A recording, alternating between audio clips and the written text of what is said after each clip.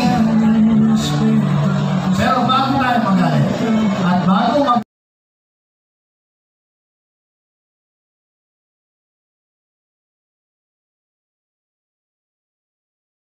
tayo nandito at kung pwede po kayong sumama dito at pumunta ang mga ordinaryong Pilipino na patuloy na nagmamahal sa bansa at naniniwala na may pag-asa pa ang Pilipinas. Kaya naman po sa mga narito po ngayon, maraming salamat po sa pagpunta po ninyo ngayong araw na ito. In short, ang pwedeng pumunta rito, tayong lahat. Tayong mga Pilipino. Yes! So huwag natin kalimutan yan. Hey! Hey! Yung mga Pilipino, hey! Yes! Yung mga kaibigan dito, kung pwede na kayong pumasok dito sa loob, Oo! Kamusta po yung mga kababayan natin dito? Okay na po ba kayo? Hey! Mas taas, mas taas!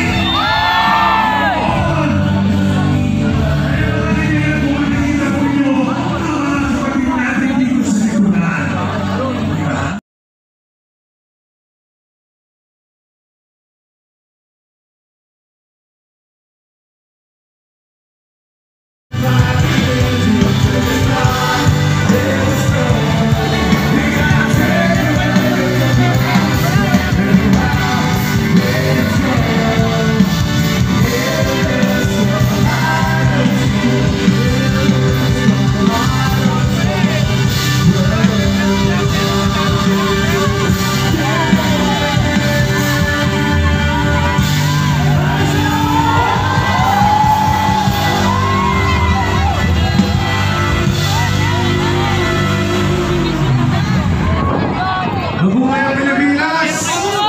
Walang susuko!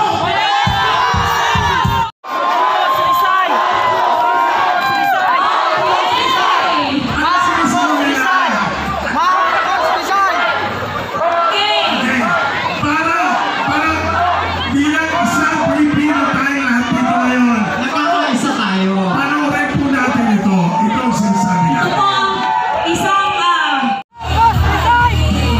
mga kababayan, mula doon sa dulo hanggang dito, lahat ng panalamin, ituon po natin sa palabas na ito. Please! Everything to our everything. We have nothing left. We have nothing left. As ladies and gentlemen,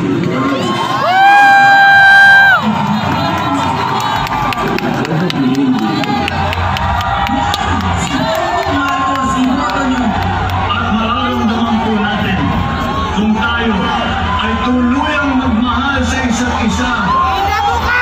Kung tayo ay tuluyang magmahal sa Pilipinas, sama-sama po tayo papanagutin. Ang Pilipino, kaya sila naiutot sa pwesto. Ipagpapatuloy umano ang mga nasimulang pagbabago.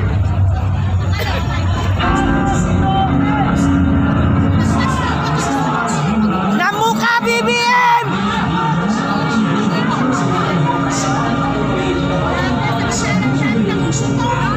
Ngunit sa loob lamang ng ilang taon, sunod-sunod ang aligasyon ng malawakang pagkalustay ng pondo.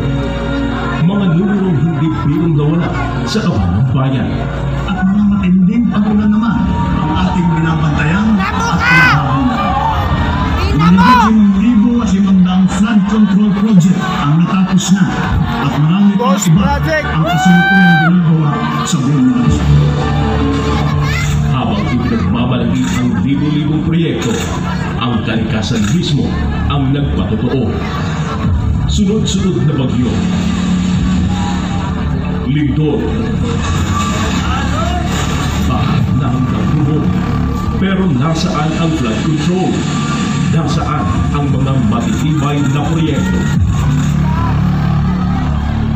Dahil sa aming paglaban sa mga tiwaling bidding, maraming beses naming naranasan na ma-disqualify ng Bids and Awards Committee ng DPWH na hawak ng mga mambabatas. Ang hinihingi 10% ay hindi bababa sa 10% at umaabot pa sa 25%. Sulit na binabanggit ang delivery ng pera ay para sa kaisang ko na dapat at least 25%. Ang pera ng bayan hindi na napakinabangan ng mamamayan. 2025 national budget as the most corrupt budget ever passed in the history of Philippine Congress. Ang dinadala sa bahay ni Congressman Santico ay 35 maleta para i-deliver sa bahay ni House Speaker Martin Romualdez. Ang mensahe ng Pangulo, ipasok ninyo yan dahil pinangako na sa akin ni Speaker Martin yan at hindi na pwedeng baguhin. Kumbaga, ang utos ng hari hindi pwedeng mabali. To insert the 100 billion projects. Pag sinabi niya sa akin, what the President wants, he gets. Gumawa sila ng Independent Commission for Infrastructure. Pero nasaan ang naparusahan? Ang nakakulong mga whistleblower. Ang pinusi, mga nagtanong. Ang napaparusahan, ang ordinaryong Pilipino. Hindi ito laban ng dilaw. Hindi ito laban ng pula. Hindi ito laban ng kaliwa o kanan. Ito ay laban ng tao kontra kurap.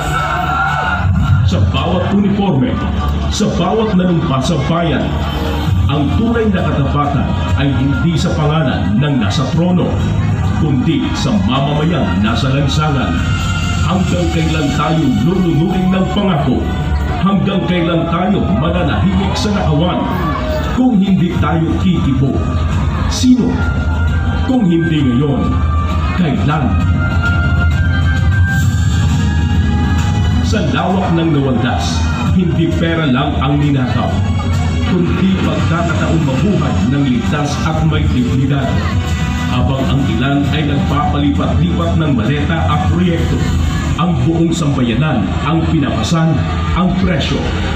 Ito ang tunay na krimeng hindi maitatago sa papel, kundi ng isang gobyernong iniwan ang bayan sa gitna ng baha at binahak ang sarili sa kapangyarihan. Naway ang mga panahong ito'y magsilbing daluyo ng puwersa na magkapit-bisig at manindigan para sa ating bansa. Manindigan tayo para sa isang gobyernong totoong nagsiservisyo para sa mga Pilipino.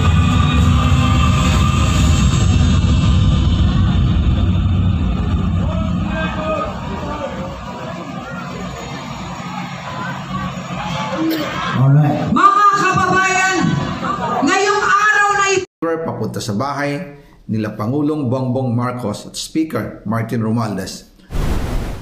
Mag-insert or magpasok ng 100 billion worth of projects sa BICAM.